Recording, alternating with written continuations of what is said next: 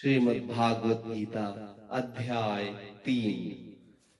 अर्जुन बोले, हे जनार्दन, यदि आपको कर्म की अपेक्षा ज्ञान श्रेष्ठ मान्य है तो फिर हे केशव, मुझे भयंकर कर्म में क्यों लगाते हैं?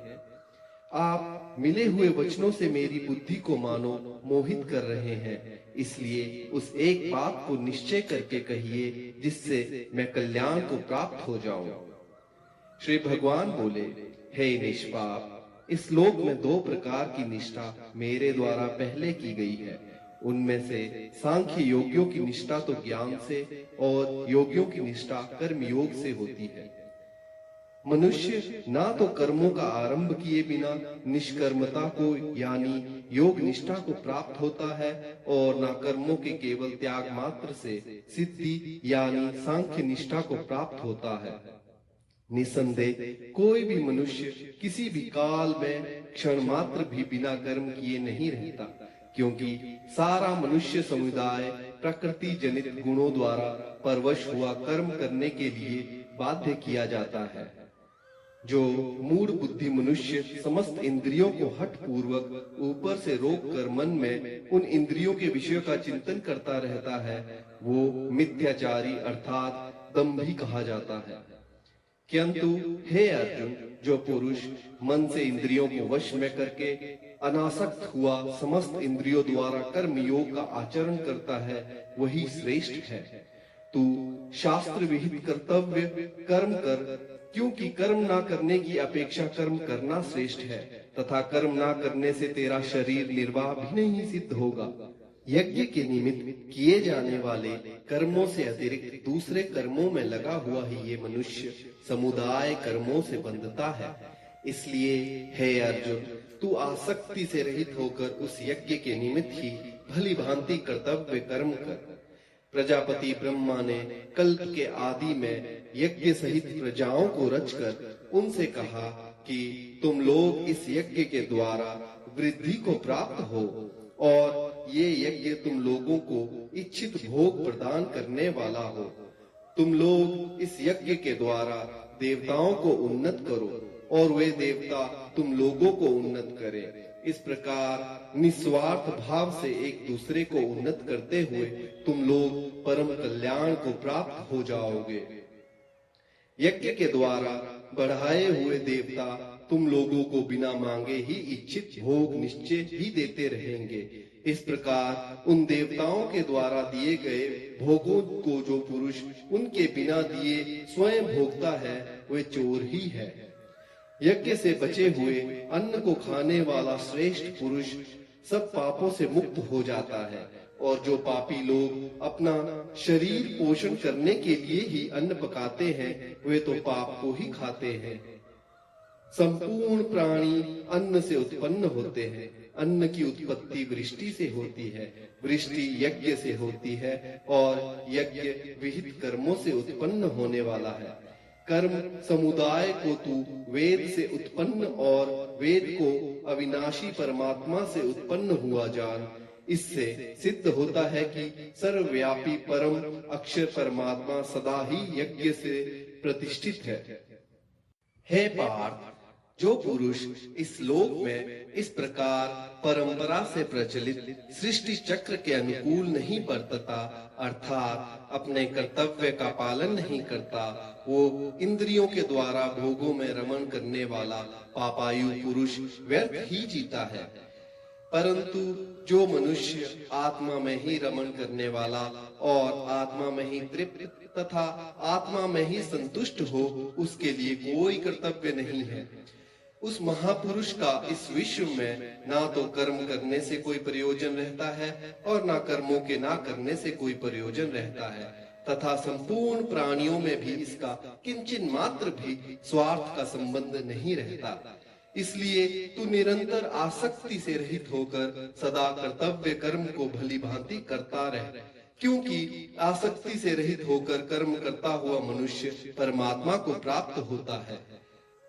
जनक आदि ज्ञानी जन भी आसक्ति रहित कर्म द्वारा ही परम सिद्धि को प्राप्त हुए थे।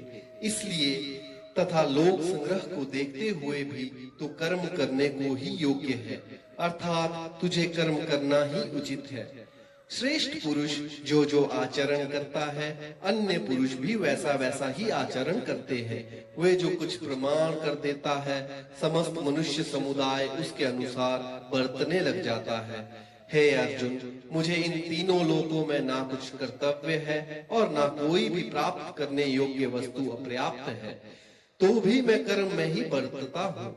क्योंकि हे पार्थ, यदि कदाचित मैं सावधान होकर कर्मों में ना बरतूं तो बड़ी हानि हो जाए, क्योंकि मनुष्य सब प्रकार से मेरे ही मार्ग का अनुसरण करते हैं।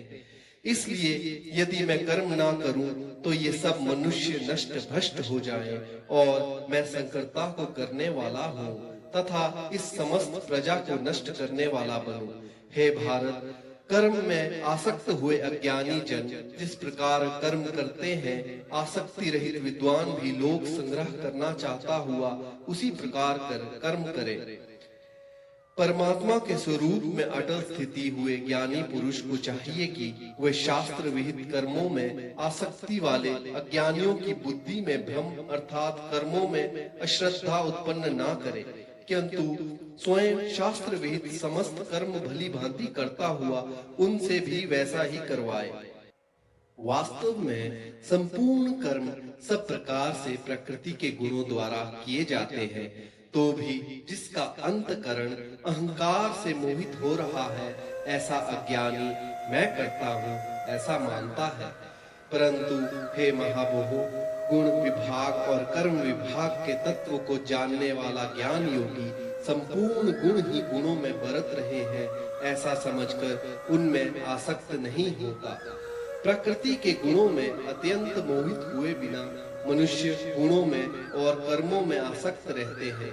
उन पूर्णतया ना समझने वाले मंद बुद्धि अज्ञानियों को पूर्णतया जानने वाला ज्ञानी विचलित ना करे। मुझ अंतर्यामी परमात्मा में लगे हुए चित्त द्वारा संपूर्ण कर्मों को मुझ में अर्पण करके आशा रहित, ममता रहित और संताप रहित होकर युद्ध कर। जो कोई मनुष्य दोष दृष्टि से रहित और श्रद्धा युक्त होकर मेरे इस मत का सदा अनुसरण करते हैं, वे भी संपूर्ण कर्मों से छूट जाते हैं।